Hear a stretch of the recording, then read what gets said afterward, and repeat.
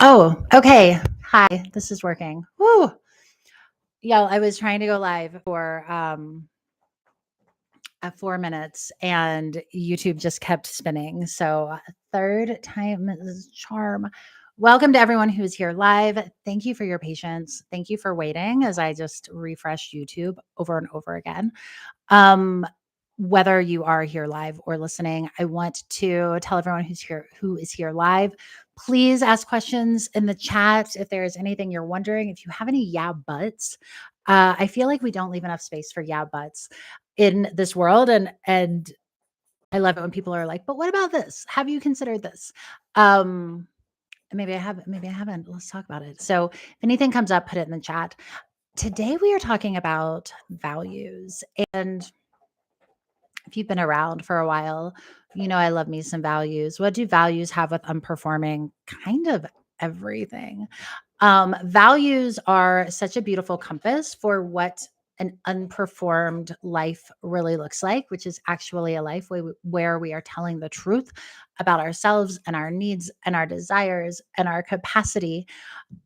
And often our values can lead us into performing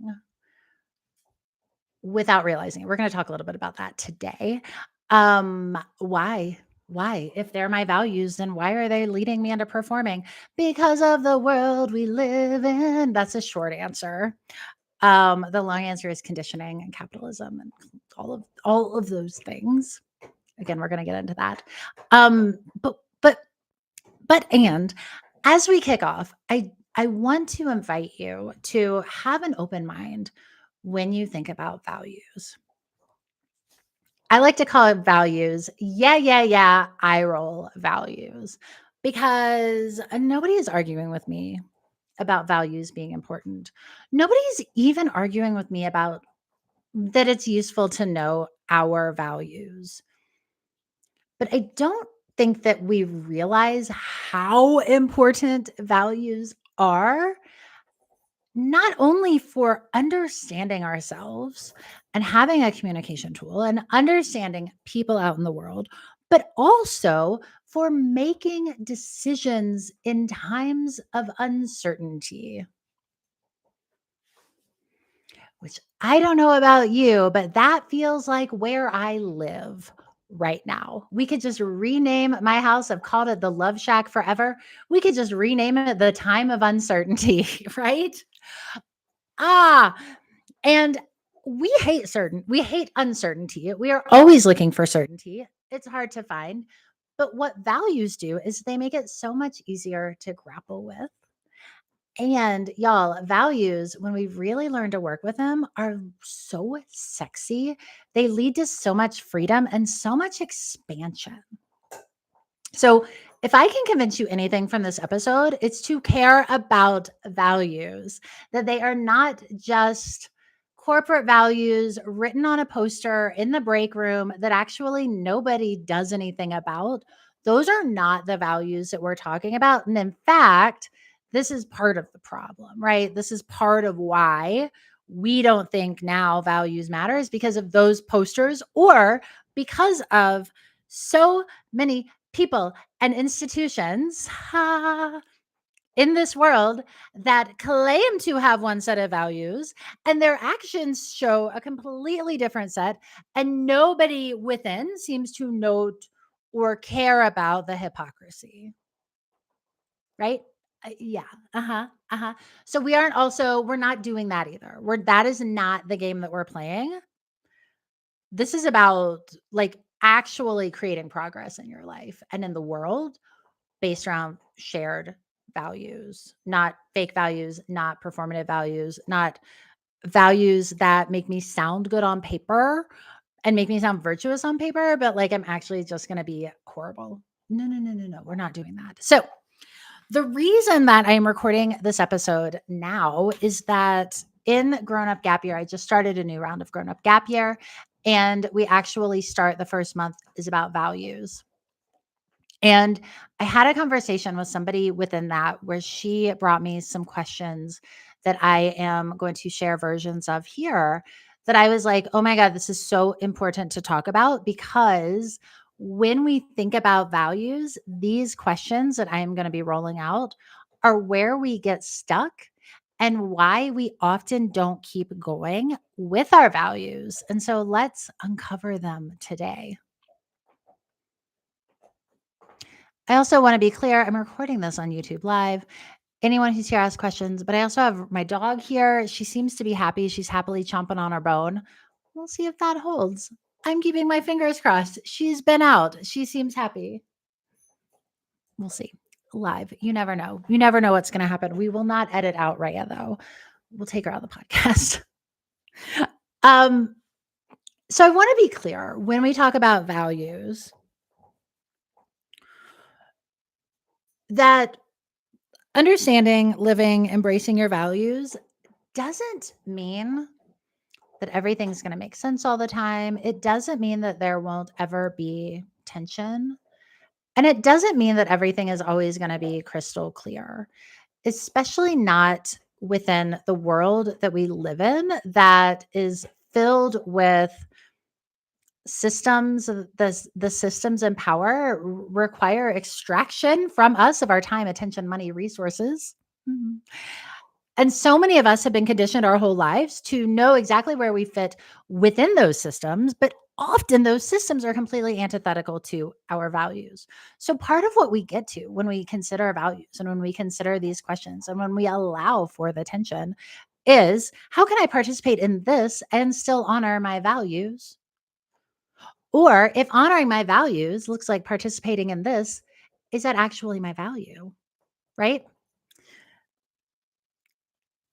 We're also constantly navigating the tension between what we want for ourselves, for our lives, for the world, what we've inherited in terms of conditioning and beliefs and mindsets and habits and all of that, and what the world rewards. I wish the world rewarded everybody living by and honoring their values. Listen, if it did, if that like seriously, if that was, if and I will die on this hill. If everybody in the world did the necessary and hard work of identifying and prioritizing and then aligning their lives to their values, we'd definitely not be where we are now. Everything would be different. Everything would be different. And yet, I'm doing what I can. And so what I'm doing here, what this blah, blah, blah, blah, blah, what I'm doing here and what this episode is an invitation for you to go deeper into that animating energy underneath your choices and your actions and to understand yourself differently, but also to start to notice what is serving you and what isn't. Okay. So let's first talk about, and I'm going to again frame this within specific questions that I know come up over and over again, but they aren't always asked. So these are like the questions that I think we're not saying out loud, but we need to.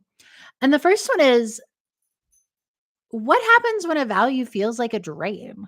So I have a value of equity. I have a value of social justice. I have a value of impact. But girl, I'm tired, right? Anyone? Anyone? Anyone? I don't know anyone who's not tired in October of 2025. Next year's the midterms, y'all. We need to buckle up. Also, values will help. So, what do I do?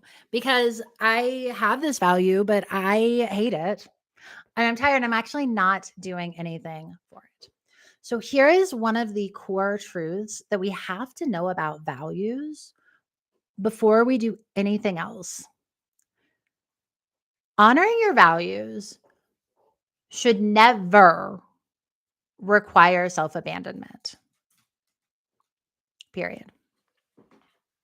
So, another question we have as well, if I have a value of integrity and I need to be in integrity to all of my commitments and all of the people on the planet, but that requires that I don't sleep, or eat or take care of my body?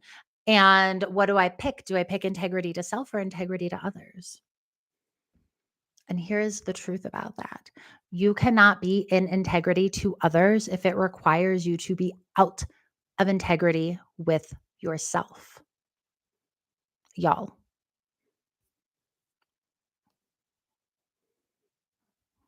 y'all. Yeah. Get it tattooed on your eyelids, right? You cannot be in integrity to others if doing so requires you to be out of integrity with yourself. Then it is a lie. Oh, it's a lie? But I'm such a good person. I know, right? I know.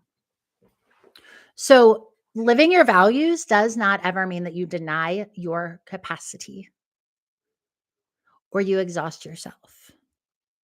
We are not the giving tree. We are not the rainbow fish. We are not giving away everything of ourselves.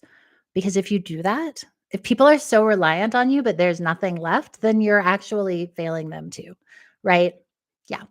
If your entire if your body and mind completely collapse because of burnout and exhaustion, you're actually out of integrity to the world too. So when we think about values too, we want to zoom out and take a longer view approach. We always have to maintain connection to ourselves.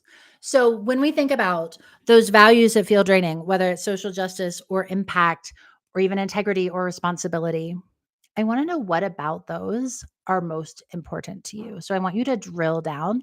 And what you can do is just keep asking yourself, why does this matter? Why is this important? Why does this matter? Why is this important? Because often what's underneath it are some slightly different values. And when I say that, it's not about letting go of social justice. Don't worry. You don't have to do that. But it's about being able to articulate it differently. So is it about generosity? Is it about community? Is it about respect? Is it about opportunity or equity? Right? Is it about connection? Is it about creativity? Is it about love? And do you see where all of a sudden, like social justice is a very narrow too in this world that says like the only way you can be involved in social justice is if you're getting arrested at protests every weekend? I don't have time to get arrested every weekend, right? I don't have time. You don't have time. We don't have time for that. The generosity? Oh. Oh, okay. I can live that. And generosity to others starts with generosity to myself. Y'all, do you see it? Do you understand? Do you get it? Do you get how that changes the conversation immediately? Yes, please. Okay, the next thing that we wonder is, well, I mean, listen, Tiffany, I want delight to be one of my values, or ease, or joy, or fun, or creativity. But I've never actually prioritized that. So is that just like a pipe dream? Should I let that go? Should I? Can I actually claim that thing as a value if I've never actually lived it? Or am I a liar? Do you see too how when we think we're being liars, we're actually just wondering really beautiful questions? But when we think we're doing the quote right thing is actually when we're lying to ourselves and the world? It's all backwards. We need to just George Costanza do the opposite of this, y'all. We really for so often. Okay. Oh my God. Yes. Resounding yes. Yes. You can have actual values that are not being lived out 100%. Partially why is that we have been conditioned to abandon ourselves. Yeah. So you have been taught your whole life that you have to earn the right to have fun and feel good. And that creativity is only for visual artists who can paint landscapes. Bob Ross out there. That's it. Good for him. Not for you, babe. We've also been taught that all of these all light values, the delight, the joy, the fun, the creativity, the play, that they're frivolous. That's not what important people do. You can do that later when you have time, when everything calms down. Fuck that. Because the truth Is that prioritizing those is how the world changes, how is and is also how your life changes. And no one's listening to a podcast called Unperform because they love the status quo, right? So I want you to know some people in the world are fine with the status quo. They love it. In fact, is making them super rich and helping them hoard power. Great. Why would they want to change anything? Wow, Tiffany, it's like the systems are designed to just put up roadblocks every time I try to actually live my values. Yeah, I wonder why. You are not the problem. And what we are doing by looking at your values is actually saying, where can I reclaim some power in this conversation? So, yes, I want you to actually claim the values that you haven't lived yet. The fact that they are a desire to you means that they matter. And what happens when you crack the window and let them in to your life, even if it's just the teeniest little bit at a time? Teeniest little bit at a time, y'all, right? And then I want you to think about all of these values. The light, right? Let's call them the light values. The ones that were like, I don't even know, should I value ease? Oh my God. What if we all valued ease both for ourselves and everyone on this planet? I mean, seriously, y'all. Seriously. What would change? What would change if we valued connection for ourselves, for everyone on this planet? Can you imagine? Mm, chef's kiss. What does ease give you? What does delight give you? What does joy give you? What does play give you? And I want you to really sit with this question, especially if you think that they're not important or you don't have time for that. Because what I know is that what ease gives you is a pathway to your wisdom, my wisdom, wisdom. Oh my God. Does this world need wisdom? Oh, yeah. Does life need more wisdom? Yeah, yeah. What if our world valued wisdom? Y'all, this is about my life and my day and your life and your day. And it's about so much more, this conversation we're having. Okay, this is also bugging me. This things. I'm getting a haircut tomorrow. It's too long. Okay, so what does ease give you? What does play? What does delight? What does joy give you? What value do you bring to the world when you have a well regulated nervous system, when you are rested, when you are strong, when you are energized? When you're able to look things from a different viewpoint and a different standpoint and see new connections and ideas that weren't there before, what does that give you in the world? What? The flip side of that question is, who does your burnout benefit? Who wins when you're burnt out? Who wins when you're overgiving? Who wins when you actually think the pathway to the life you want is self-abandonment? Who wins? In my life, who wins is Mark Zuckerberg, because I give all my time and energy and attention and money away to Instagram. Gross, right? I don't want that. I don't want to help him be richer. No, no, no. Mm-mm. So, how do these quote light values change the way that you parent, the way that you work, the way that you relate to yourself, the way that you show up in the world? Because our values are not about what we do, they're about how we do things. That animating force. What is energy, right? What is flowing through us? So, for example, ease. Ease doesn't mean that you never do hard things. I've done like 4 hard things already today. It's 12:08. It's lunchtime, right? I've had to like deal with shit. Ease doesn't mean that I'm like, I value ease, figure it out. No, no, no. No, no, no. No. Ease means that when I'm dealing with hard things, I say, what's the easiest way to approach this? That I trust my wisdom, that I hold things loosely while taking them seriously. It's how I show up and hold myself through all of these. Okay. And I want to be clear, you can be a serious person. You can be high achieving and ambitious and driven and like want to make things for the world while still choosing and prioritizing ease. This is like one of the tenets of my entire business. We don't have to hustle to be successful. It does not have to be a grind. It doesn't, not for us. Mm-mm, mm-mm. And that we're doing ourselves and the world a disservice by not giving ourselves permission to prioritize the light values. Okay. The next thing that we wonder. Okay, Tiffany. So I am working too much, right? I do burn myself out.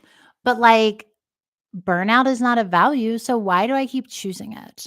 Right? Why do I keep choosing success or power or winning or money when that's not my value? Listen, yeah. I keep picking achievement. Should that be my value even though I don't want it to be? Is it possible that I like have values that feel gross to me? Mhm. This one's so vulnerable to wonder about too. And I love that we get to talk about it here because part of my goal with this podcast is just to be like, hey, that thing that you're wondering, other people are wondering it too. You're not alone. No, you're not alone. Okay. So if a value gives you the ick, probably not your value. You want your values to feel like home, to feel a longing toward them. And we want to look at the ick and ask some questions, right? We always want we want all of these pieces to be invitations to go deeper. So we want to look at the ick and be like, okay, well, like money, for example. Ugh, money, yeah, ugh, capitalism is ruining everything. I'm like, then I want money. Yeah, well, listen. Last I checked, groceries were like stupid expensive, y'all. Like, oh my god. Oh my God. So the reality of the world that we live in is that we need money. We live in a capitalist world. At least here in America, there is capitalism. I got to pay the bills, right? I got to pay my mortgage. There's stuff that needs to be paid for. So we can bring in the money without valuing money. But I want to invite you to go deeper into the money or the achievement or the success and say, what are those things giving you? Right? What does money give me? Well, it gives me the ability to take care of my family. Yeah. And show up for them. It gives me the ability to invite friends over this weekend to celebrate my birthday with a soup party and cook soup and feed people, community, connection, right? It gives me the ability to show up in integrity and to learn and to feel safe and to be generous.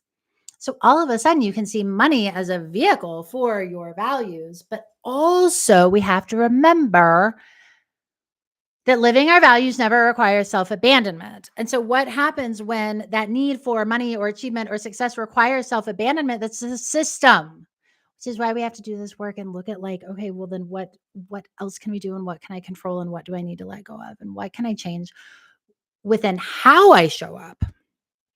Because it's not all or nothing. Do you see that? Do you see that? That way of like finding our choice because maybe your job burns you out and maybe you think the answer is sorry, y'all, this is my bangs are distracting me. Maybe you think the answer is quit the job and maybe that's the answer, but maybe it's also like bring ease into the conversation. What happens then? What happens then? What happens then? We also need to figure out the achievement, the success.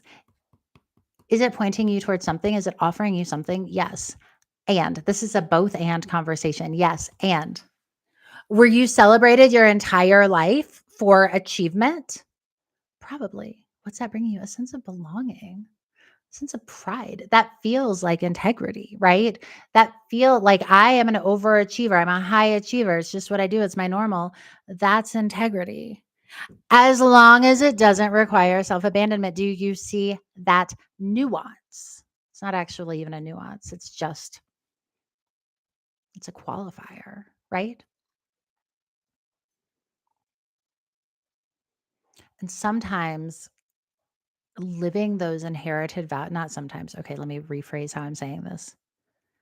There was a point in your life where living the inherited values created safety for you. Does it still? Something to consider. Does it still? And if not, can you start unraveling yourself from those inherited values? How do I know if it's an inherited value? It's going to have the word should attached to it. It's going to be something that, like, you don't want, but you just can't stop doing. It's probably related to your family of origin, your childhood, some kind of obligation.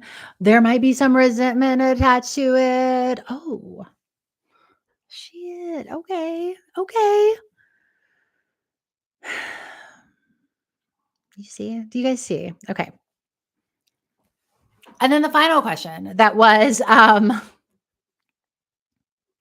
the name of this episode. If I still value rest, why am I still tired? Two big reasons. One, there is more to be done in this world than any human has capacity for.